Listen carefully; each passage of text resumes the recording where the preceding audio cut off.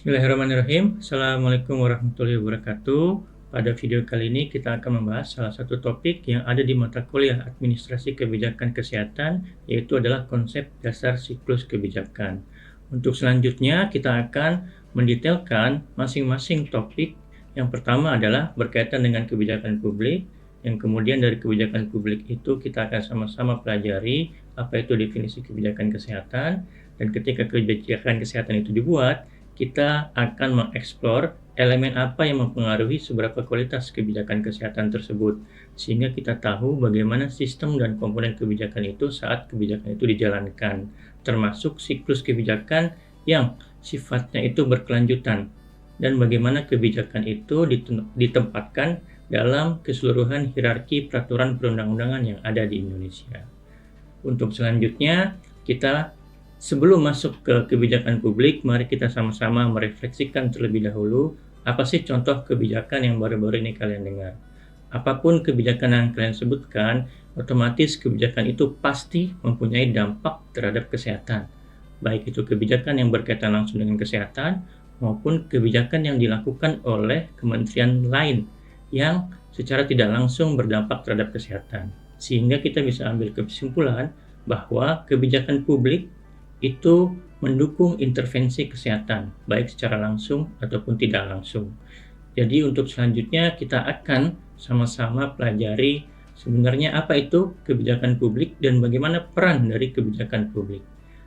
Nah, ada salah satu miskonsepsi yang diamini oleh sebagian besar tenaga kesehatan yang menyatakan bahwa kebijakan publik itu jauh dari ranah mereka.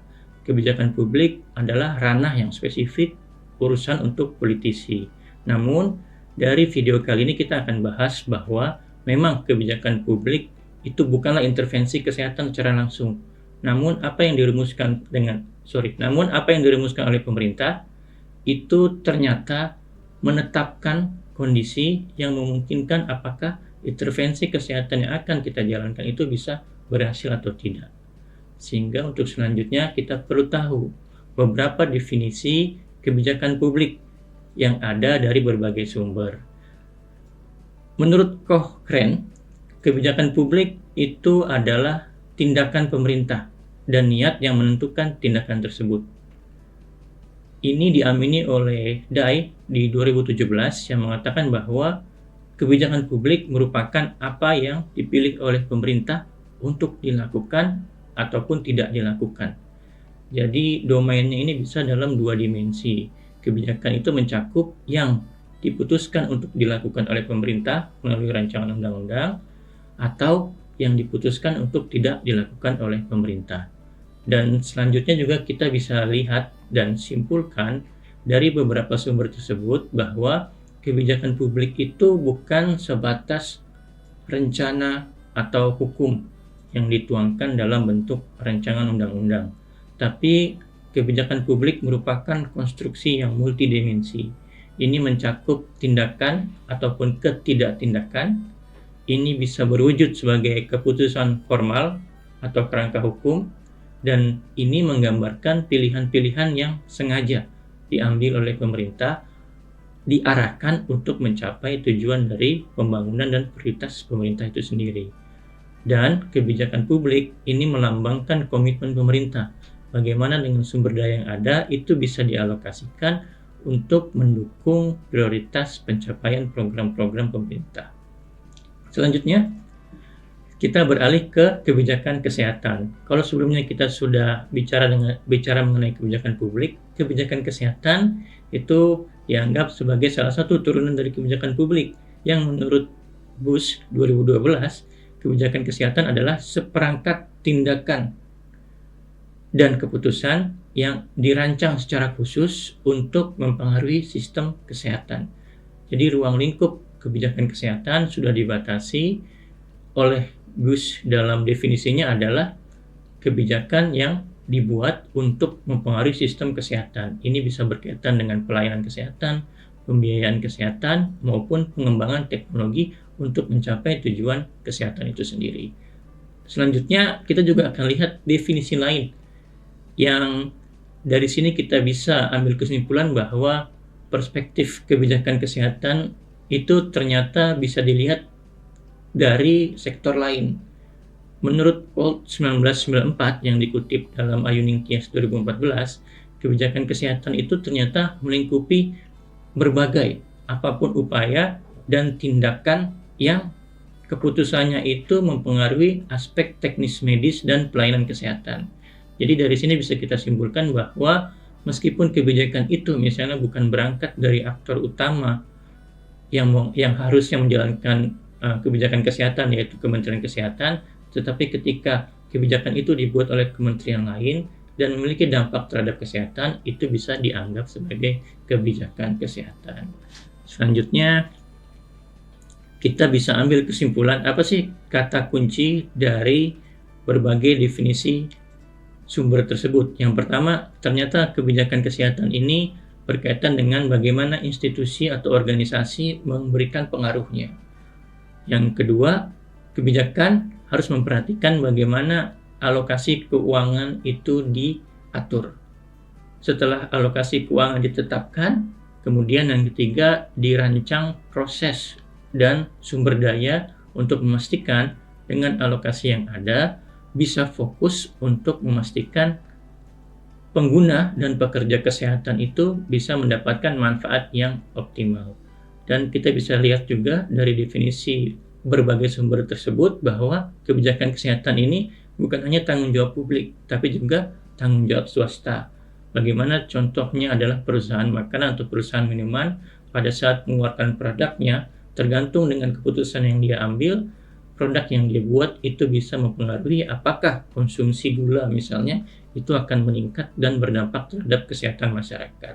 Dan yang terakhir, ini melibatkan jejaring keputusan. Jadi ada banyak aktor yang terlibat, bukan hanya satu aktor, dan masing-masing aktor itu mempunyai peranannya tersendiri agar kebijakan ini bisa berjalan secara optimal.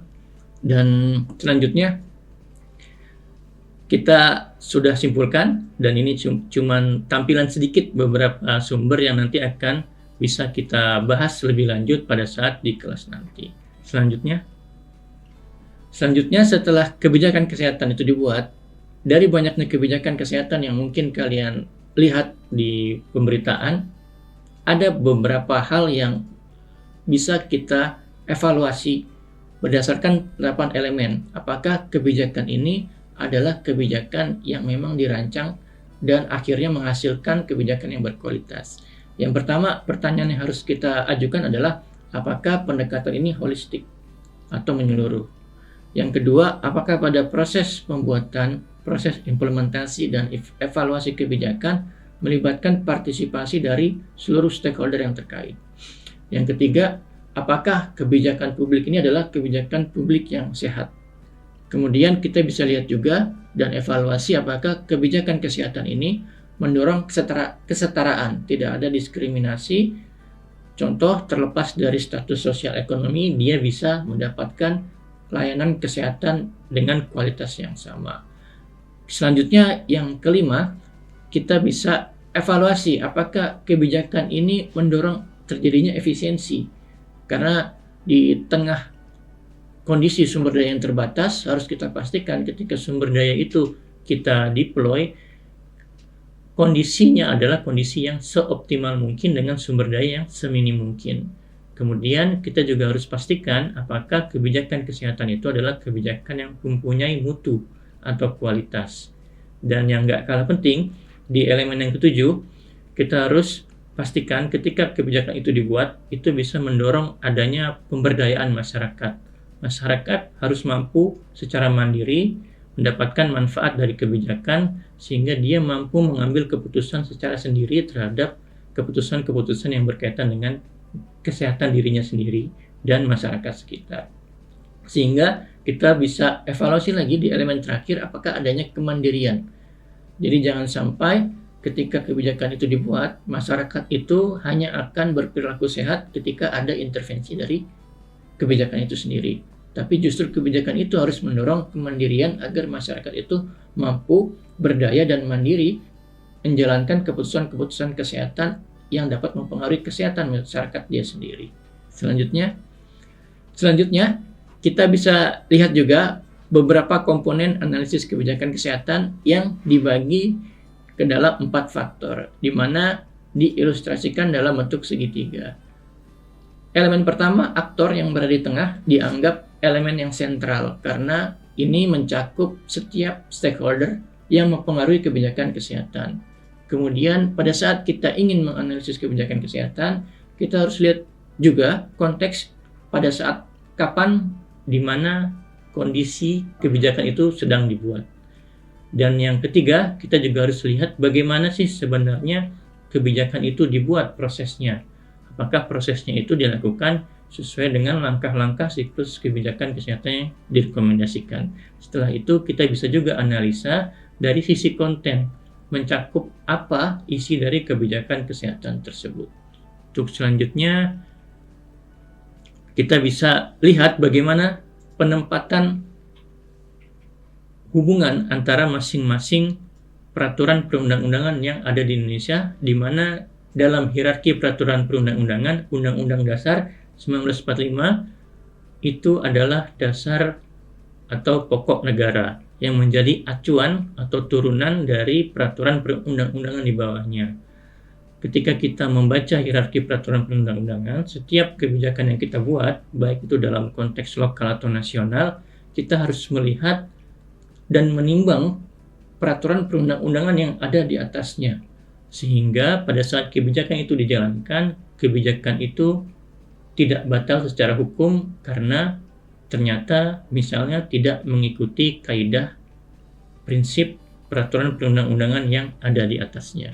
Jadi untuk kesimpulannya, kita bisa simpulkan di slide selanjutnya, itu bahwa kebijakan kesehatan itu adalah salah satu topik utama yang harus diketahui oleh tenaga kesehatan masyarakat, yang mana kebijakan kesehatan itu harus dibuat berdasarkan komponen-komponen penentu kebijakan kesehatan yang efektif. Yang masing-masing komponen itu saling berinteraksi. Ketika interaksinya itu terganggu, otomatis kebijakan kesehatan yang dihasilkan bisa jadi adalah kebijakan kesehatan yang tidak berkualitas, yang bisa kita lihat dan kita evaluasi dari 8 elemen yang menentukan kualitas kebijakan kesehatan. Sekian untuk video pembelajaran kita pada topik kali ini. Kurang lebihnya saya mohon maaf. Terima kasih banyak. Wassalamualaikum warahmatullahi wabarakatuh.